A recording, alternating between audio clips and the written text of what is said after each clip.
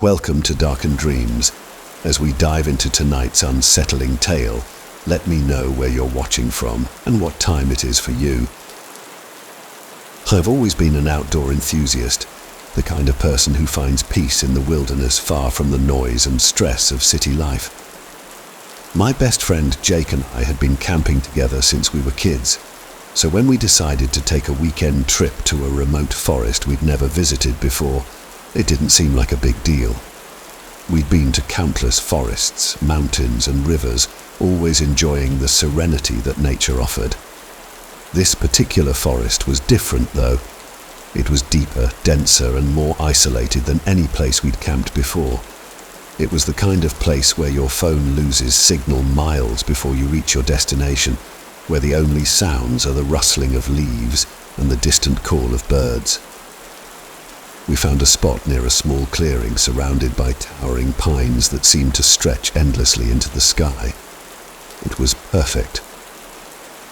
The first day went by like any other camping trip. We set up our tent, gathered firewood, and spent the afternoon hiking through the trails. The air was crisp and cool, and the only sounds we heard were the usual forest noises, the wind in the trees, the occasional snap of a twig, and the distant chatter of wildlife.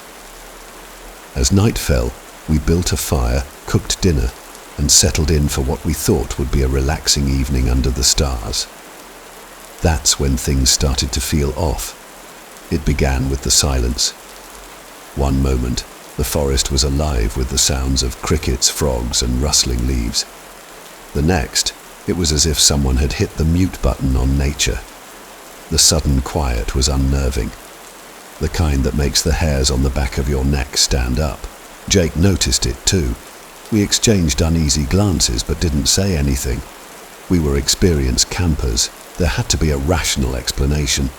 Maybe a predator was nearby, and the smaller animals had gone silent in response. That's what we told ourselves anyway. Then there was the smell. A faint, sickly sweet odor that drifted on the breeze, almost like something rotting. It wasn't overpowering, but it was there, lingering just at the edge of our senses. We looked around, shining our flashlights into the darkening woods, but there was nothing out of the ordinary. Just the same dense forest that had surrounded us all day. We tried to shake off the unease, but the feeling of being watched began to creep in. It was subtle at first, just a prickling sensation that made me glance over my shoulder every few minutes. But as the night wore on, it became impossible to ignore. I could feel eyes on me watching from the darkness beyond the firelight. Jake must have felt it too because he kept looking into the trees, his face tense and alert. Finally, Jake broke the silence. "Do you feel that?" he asked, his voice low and strained. I nodded, not trusting myself to speak. He suggested we turn in early, but we both knew sleep wasn't going to come easy. Still, we put out the fire, zipped ourselves into the tent, and tried to settle down. That's when we heard it, the footsteps. They were slow, deliberate and heavy, crunching through the underbrush just outside our tent. Jake and I froze, listening as the steps circled our campsite. Whatever it was big, much bigger than any deer or bear we'd ever encountered. The footsteps continued, moving methodically around us, never venturing into the clearing, but staying just out of sight. I reached for the hunting knife I always kept in my backpack, gripping it tightly, my heart pounding in my chest. Jake did the same, and we both sat there in the darkness, straining to hear every sound. The footsteps stopped suddenly, replaced by a low, guttural growl that sent chills down my spine. It wasn't like anything I'd ever heard before, deep, primal, and filled with malice. For what felt like hours, we sat there, weapons in hand, waiting for whatever was out there to make a move. But it never did. The growling eventually stopped, and the forest remained silent, the tension thick in the air. We didn't dare go outside, too afraid of what might be lurking just beyond the thin fabric of our tent. Eventually, exhaustion overtook us, and we drifted into a restless, uneasy sleep.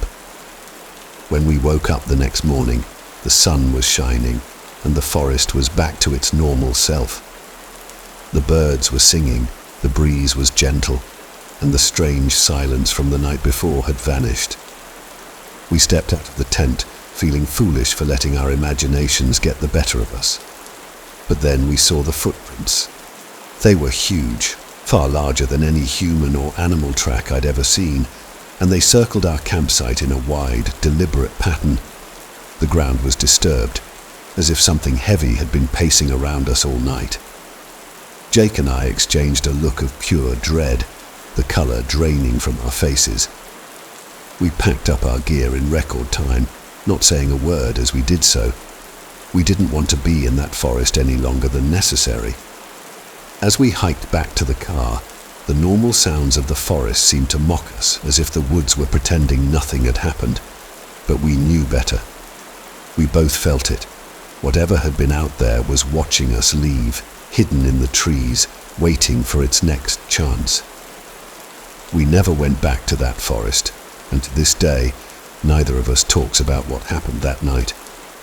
But sometimes when I'm lying in bed, I think about those footsteps, that growl, and the sense of pure, unrelenting malice that hung in the air, and I wonder what would have happened if we'd stayed out there just a little bit longer.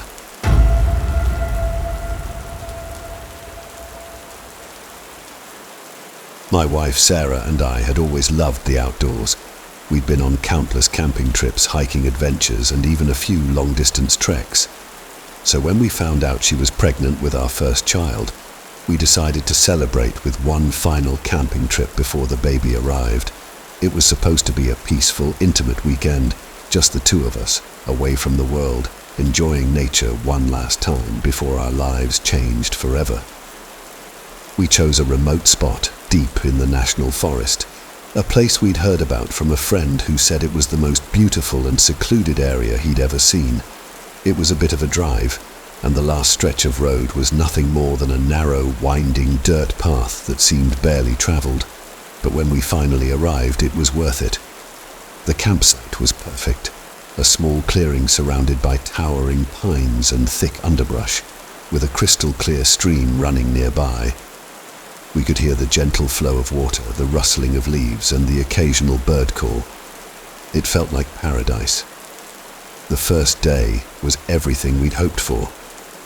We set up our tent, cooked a simple dinner over the campfire, and spent the evening talking about our future, about the baby, the nursery we were setting up, and how our lives would change. The stars were bright, the fire crackled warmly, and we were content. But as the night wore on, something began to feel wrong. It started with the wind. It was subtle at first, just a gentle breeze that picked up slightly as the evening turned into night. But then it began to howl, rattling the trees and making the fire flicker wildly. The temperature dropped quickly, far more than we'd expected for a summer night.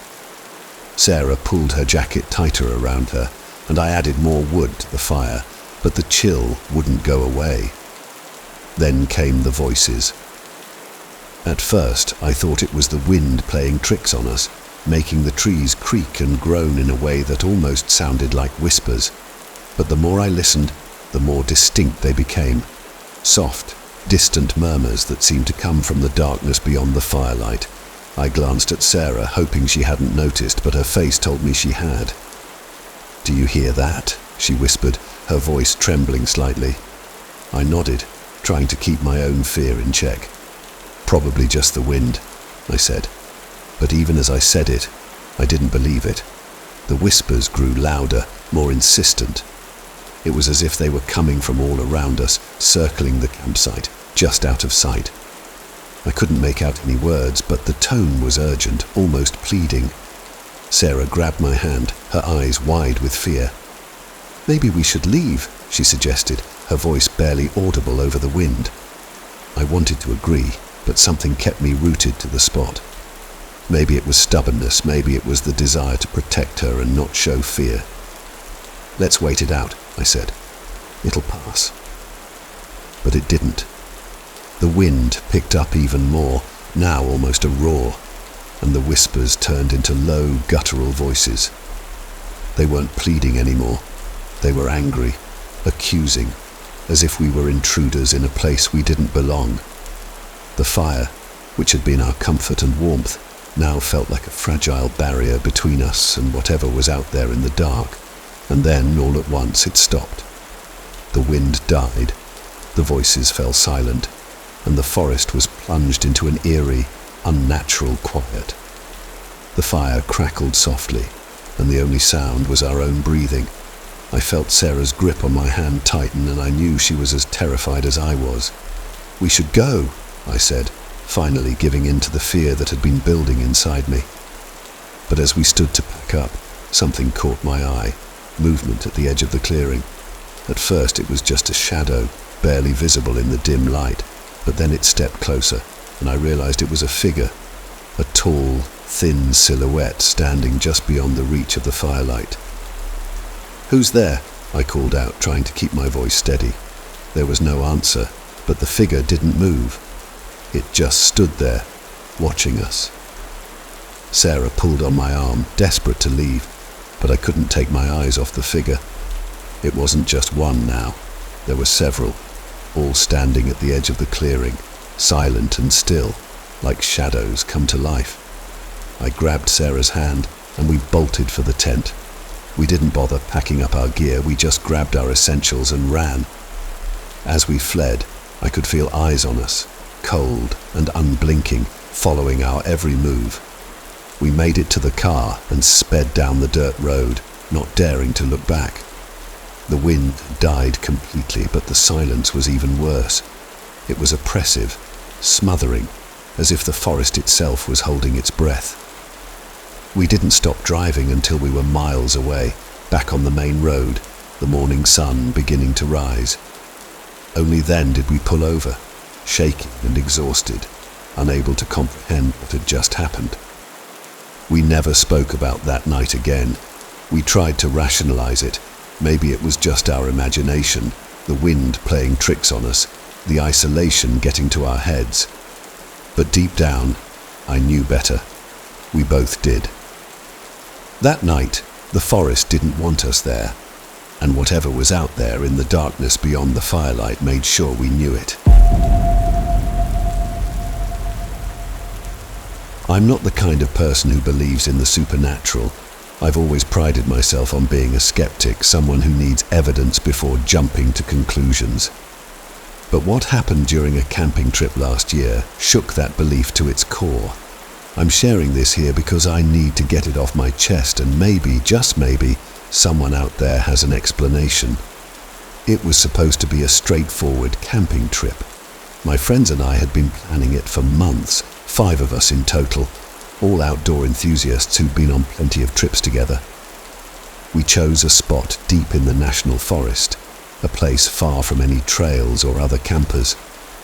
We wanted solitude, a weekend away from the hustle of daily life, where we could unwind, drink a few beers and enjoy nature.